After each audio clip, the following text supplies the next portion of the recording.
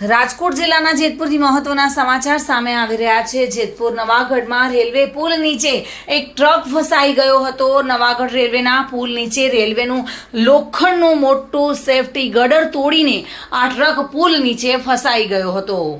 આ ટ્રક પસાર થવાના સમયે જ લોખંડના ગડરમાં અડી જતા ગડર તૂટીને ટ્રક પર લટકી ગયું હતું અને ટ્રક પુલ નીચે ફસાતા જેતપુર રાજકોટ જવાનો રસ્તો બંધ થઈ ગયો હતો। જેતપુરથી રાજકોટ જવાના મુખ્ય માર્ગ પર જ ઓવરલોડ ભરીને આ ટ્રક ફસાઈ ગયો હતો, જેના કારણે વાહન ચાલકોને પરેશાન થવાનો વારો આવ્યો છે।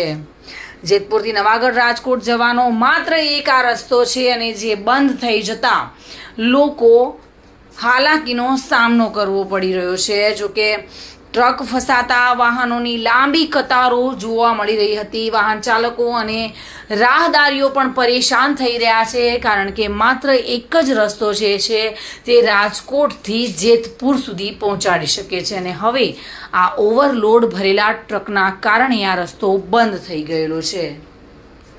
જ્યારે જેતપુર ટાંકુડીપરામાં જર્જરિત મકાનનો અમુક ભાગ ધરાશાયી થયેલો જોવા મળી રહ્યો છે। ટાંકુડીપરા શેરી નંબર 8માં જૂનવાણી જર્જરિત મકાનનો રવેશનો ભાગ અને પાછળની દિવાલનો અમુક ભાગ ધરાશાયી થતા રાત્રિ દરમિયાન જર્જરિત મકાનનો અમુક ભાગ જે ધરાશાયી થયો હતો, જેના કારણે લોકોમાં પણ ભયનો માહોલ છવાઈ ગયો હતો। જો કે કોઈ જાનહાનિ ટળી હતી, પરંતુ જર્જરિત મકાનમાં એક વૃદ્ધા રહેતા હોવાથી તે અન્ય સ્થળ પર ચાલ્યા ગયા હતા।